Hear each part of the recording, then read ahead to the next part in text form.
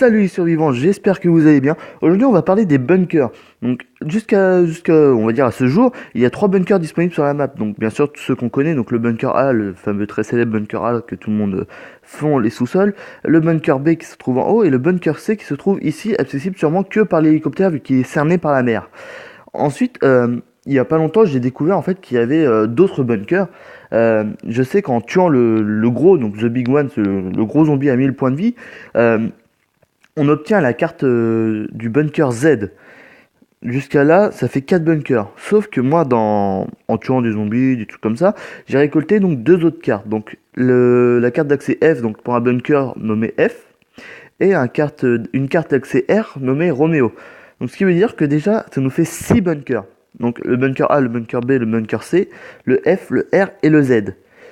Ce qui veut dire que ce jeu aura quand même un bon gros contenu. Tout simplement parce que là, jusqu'à maintenant, rien qu'avec le bunker A, je trouve que ça nous donne quand même de larges possibilités. Alors que là, si on a 6 bunkers, ça nous laissera quand même vachement de choix, vachement de trucs à pouvoir réaliser, de petits exploits à faire. Déjà, juste tuer le Big One, c'est déjà un bel exploit. Mais en plus, par exemple, si on réussit à réaliser son bunker, donc le bunker Z, ça sera encore plus un bel exploit. Ensuite, j'aimerais vous parler aussi d'une petite théorie que j'ai, la couleur des cartes. Pourquoi ne pas avoir fait toutes les mêmes cartes? Bonne question. Moi, je pense seulement que c'est un peu évalué au niveau du bunker. Alors, pour l'instant, ce que je pense, bon là, j'ai plus la carte du bunker A. Je pense seulement que le bunker A, je crois qu'elle a été verte. Donc A, B et F, elles sont vertes. Ce qui veut dire que je pense que ces bunkers-là, ils sont relativement assez simples. Franchement, je trouve qu'ils sont pas hyper compliqués, surtout le bunker A. Je trouve qu'il est pas très compliqué avec un bon petit équipement quand même, c'est faisable. Ensuite, on a le bunker C qui est une couleur assez gris, on va dire un bleu métallisé très gris.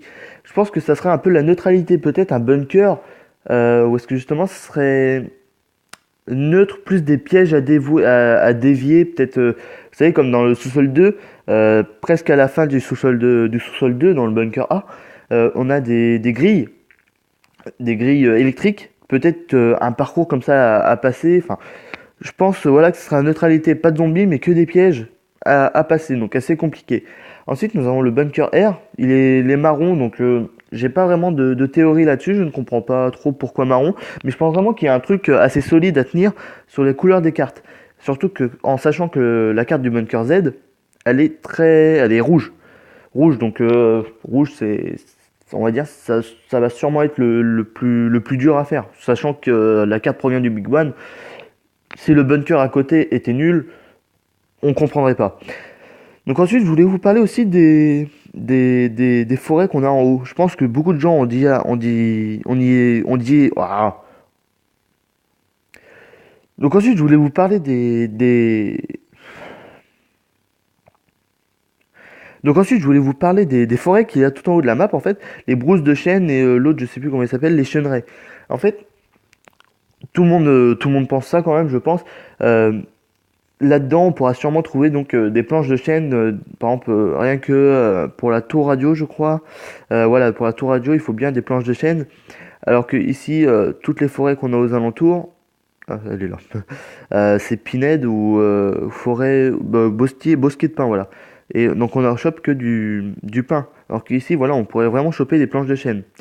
Ensuite, je pense que le jeu, il n'est pas assez développé pour en fait ouvrir cette zone. Je pense vraiment que depuis le début, ils ont pensé justement à mettre cette rivière qui en fait nous coupe de ce monde-là.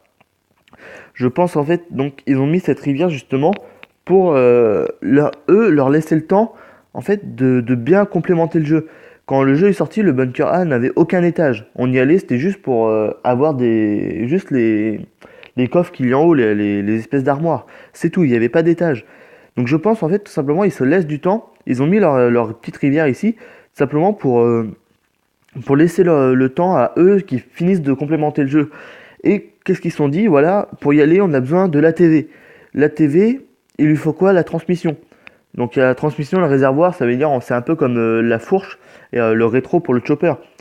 Et donc je pense qu'ils se sont dit, voilà, on va pas encore mettre la transmission dans le chopper, dans le jeu, tout tout simplement, ça va faire comme au début avec le chopper, où est-ce que les pièces du chopper n'étaient pas encore finalement mis dans le jeu. Donc je pense que la transmission justement n'est pas mis dans le jeu pour l'instant, et c'est pour ça en fait qu'on ne peut pas traverser, donc aller aux chaînes, et c'est pour ça je pense qu'il se laisse du temps simplement pour aller à l'autre bout, on va dire, au bout du jeu. Sur ce, je pense avoir fait le petit tour comme ça.